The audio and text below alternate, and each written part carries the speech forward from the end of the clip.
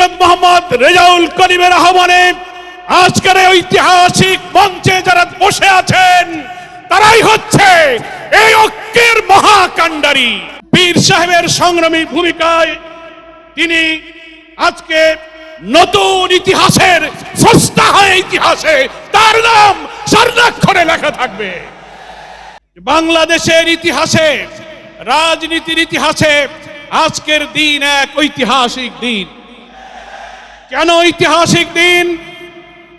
মুসলিম উম্মার নেতৃত্বদানকারী দেশপ্রেমিক সকল ইসলামী দল, ব্যক্তিত্ব, স্কলারদের মধ্যে ভিন্নমত থাকা সত্ত্বেও আজকে একটি ঐতিহাসিক ঐক্যের যে পরিবেশ এবং সম্ভাবনা দেখা দিয়েছে, সৈয়দ মোহাম্মদ রেজাউল করিমের আহ্বানে আজকের এই ঐতিহাসিক মঞ্চে যারা বসে আছেন তারাই হচ্ছে এই ঐক্যের মহাকাণ্ডারী।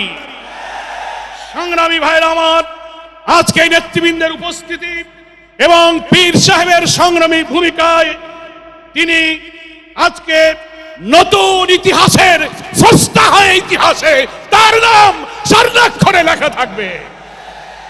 সংগ্রামী দেশবাসী ভাইরা, আমি অন্তর্বর্তীকালীন সরকারের প্রধান প্রফেসর ডক্টর মোহাম্মদ ইউনূস আপনাকে বলতে চাই, আপনিও ন্যাশনাল কনসেনসাস কমিশন যেটা হয়েছে তারও আপনি চেয়ারম্যান, তার কো চেয়ারম্যান করা হয়েছে প্রফেসর ডক্টর আলী রিয়াজকে।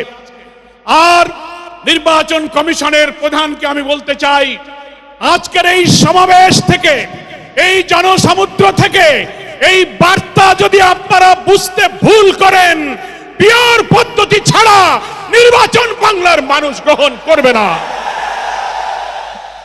আমি প্রধান উপদেষ্টা, নির্বাচন কমিশনার সকলকে বলবো, আপনি জাতির উদ্দেশ্যে নিরপেক্ষ থাকার অঙ্গীকার করেছেন।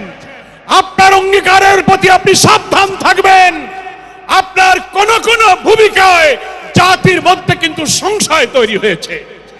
পরিষ্কার বলতে চাই, আপনি সোজা থাকবেন।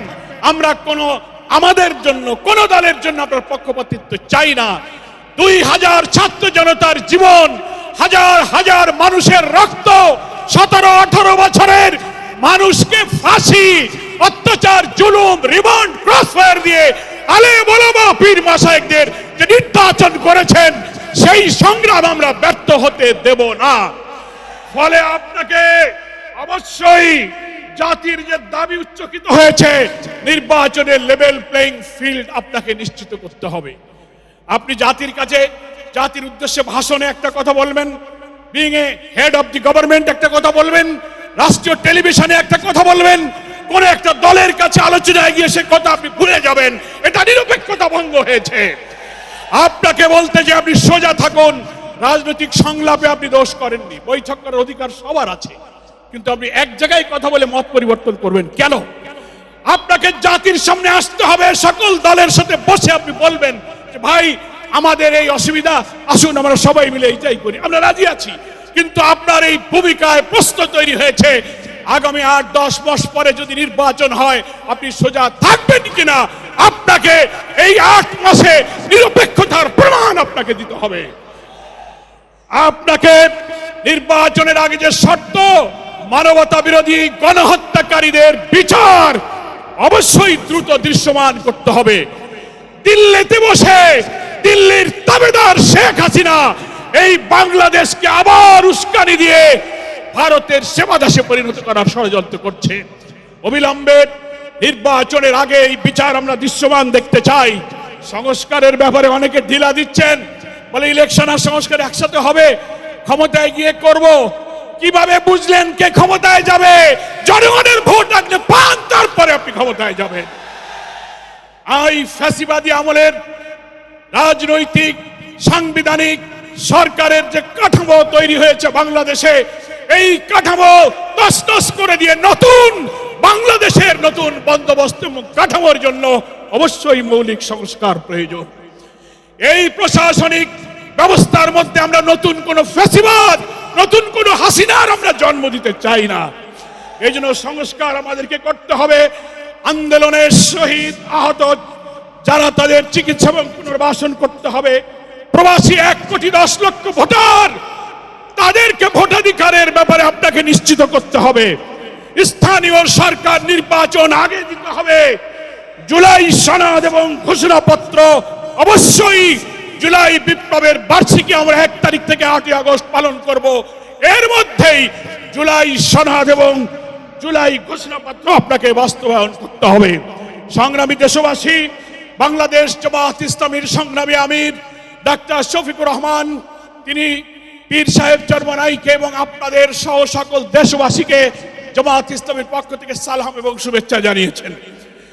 তিনি জাতীয় ঐক্যের জন্য যে ঐতিহাসিক ভূমিকা রেখে চলেছেন, আমি মনে করি চরমনাইয়ের পীর সাহেব সেই চেষ্টার ক্ষেত্রে একটি গুরুত্বপূর্ণ ঐতিহাসিক উদারতা, অবদান, মহব্বত রেখে ইতিহাসের একটি স্রষ্টা হয়ে তিনি থাকলেন। আগামী দিনে জাতীয় ঐক্যের মধ্য দিয়ে নতুন ফ্যাসিবাদের জন্মকে আমাদের ঠেকাতে হবে।